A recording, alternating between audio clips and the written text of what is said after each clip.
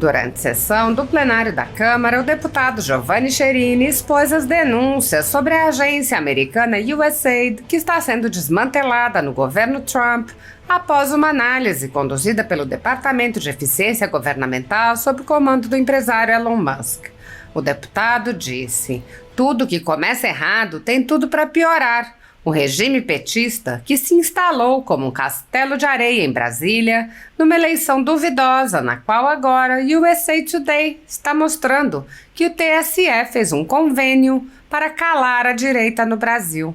Cherini lamentou: "O regime petista só sabe cooptar as pessoas e não sabe respeitar a lei maior desta vida, que é a liberdade. A liberdade não tem preço e é em nome disso que nós lutamos."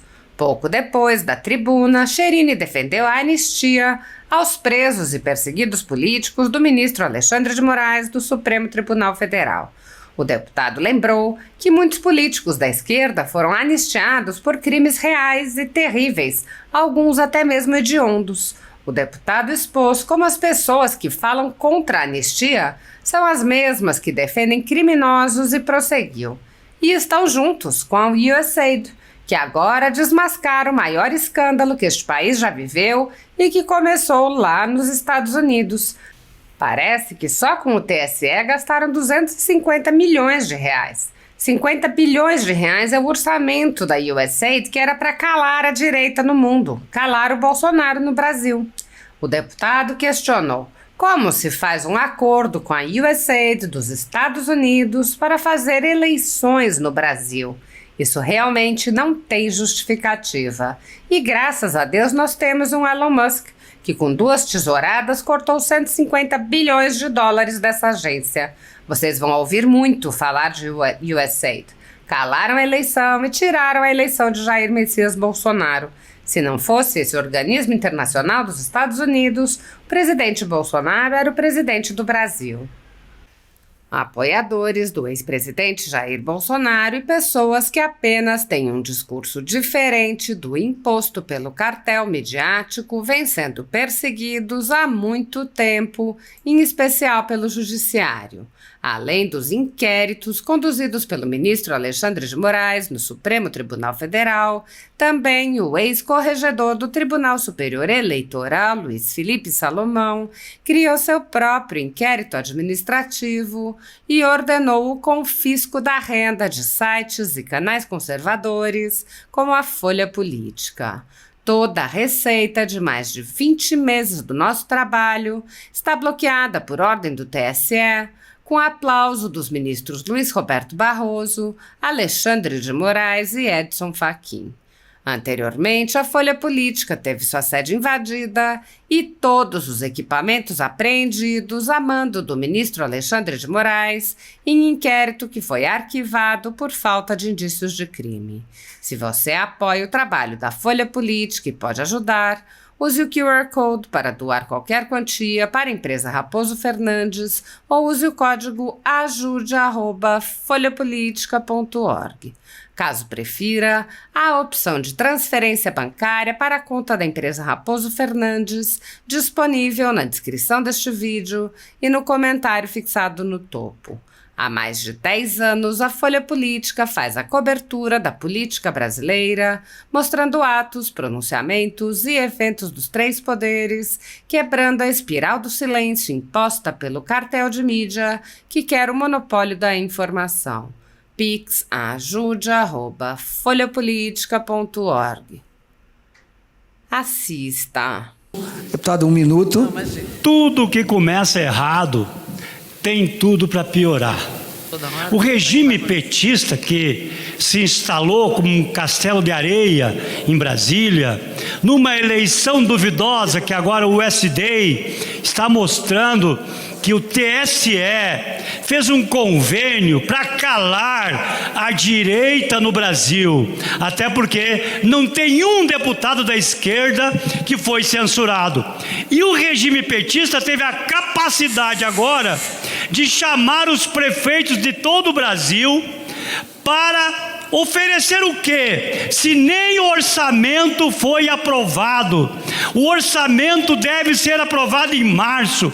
Os prefeitos vieram para cá, iludidos mais uma vez com esse governo, iludidos com as emendas parlamentares, porque, infelizmente, o regime petista tenta atuar e cooptar, porque hoje Tá?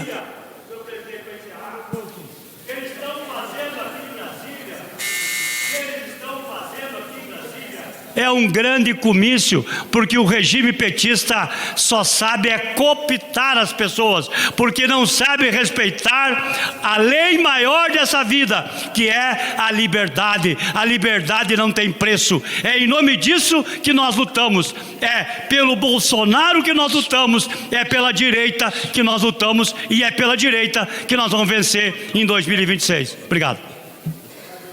Vossa Excelência dispõe do tempo de até 3 minutos. Senhor presidente, senhoras e senhores parlamentares, anistia humanitária já. Nós escutamos aqui o pessoal da esquerda falando contra a anistia. Mas quem são eles? Surgiram das guerrilhas, assaltaram 154 bancos, roubaram 4 milhões de dólares e tiveram mais de 40 explosões registradas. Sequestraram diplomatas, aviões, criaram um grupo de guerrilhas, como a Ação Libertadora Nacional, a Vanguarda Popular Revolucionária, o MR8, a Vanguarda Armada Revolucionária Palmares, o Partido Comunista do Brasil, que organizou a guerrilha do Araguaia, fizeram atentados ao aeroporto Guararapes, sequestro a embaixador norte-americano, outro sequestro a diplomatas, apoiam o Hamas, apoiam a Al-Qaeda e estão juntos com a USD, que agora desmascarou o maior escândalo que esse país já viveu, e começou lá nos Estados Unidos. Parece que só no TSE gastaram 250 milhões de reais.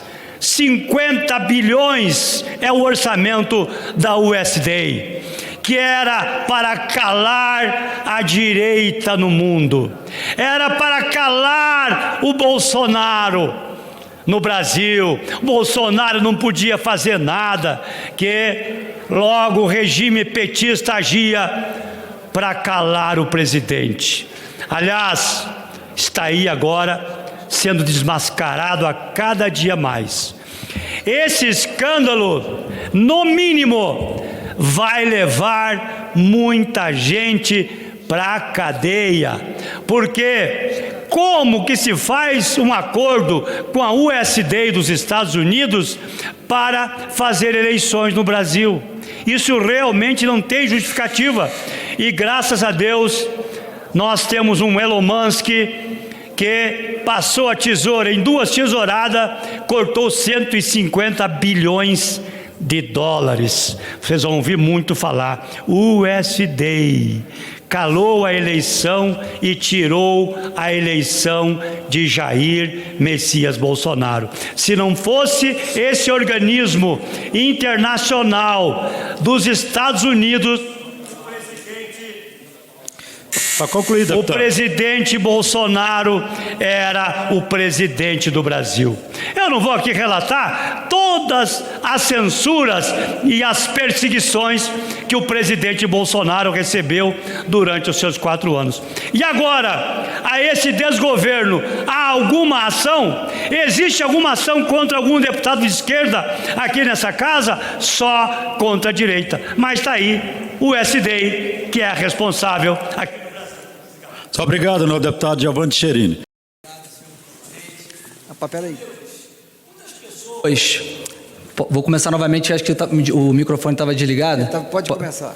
Meus amigos, muitas pessoas, quando querem se referir à situação calamitosa que nós vivemos hoje no Brasil, de violações à liberdade de expressão, citam a obra 1984, de George Orwell. Mas que 1984 que nada. O Brasil é o puro suco da tirania. Vejam só, ontem, na visita em que o relator especial da liberdade de expressão da Comissão Interamericana de Direitos Humanos visita o país para apurar as violações da liberdade de expressão e a censura, nós vemos um deputado federal, que é policial federal licenciado, deputado Eduardo Bolsonaro, sofrer um processo administrativo pela Polícia Federal por ter feito críticas ao cachorrinho de Alexandre de Moraes, o delegado Fábio Chor. Esse deputado, que é policial federal licenciado, está sofrendo um processo administrativo. Agora eu pergunto a vocês, qual é a relação que isso tem com a função de policial federal? Nenhuma, ele está licenciado. E mais do que isso, ele estava nessa tribuna quando fez as críticas, assim como também outros deputados, o deputado Marcel Van Hatten e o deputado Cabo Gilberto, foram indiciados por também fazer críticas dessa tribuna, resguardados pela imunidade material, ter feito críticas ao delegado Fábio Chor. Aliás, ontem ainda, esse relator, Pedro Vaca Villarreal, se encontrou com ninguém menos que Barroso e o ministro Alexandre de Moraes. E eles deram as justificativas para implementar essa censura, que na verdade eles alegam que não foi censura nem violação à liberdade de expressão, mas uma atuação firme, porque o Brasil estaria num risco institucional. E aí eles citam o caso do 8 de janeiro e citam também o caso de Daniel Silveira. Olha que surreal.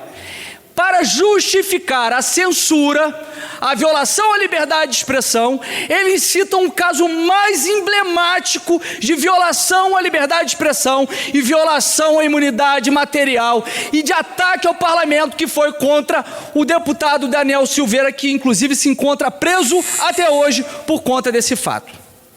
Eu fico me perguntando o que vai sair desse relatório, desse relator da Comissão Interamericana de Direitos Humanos.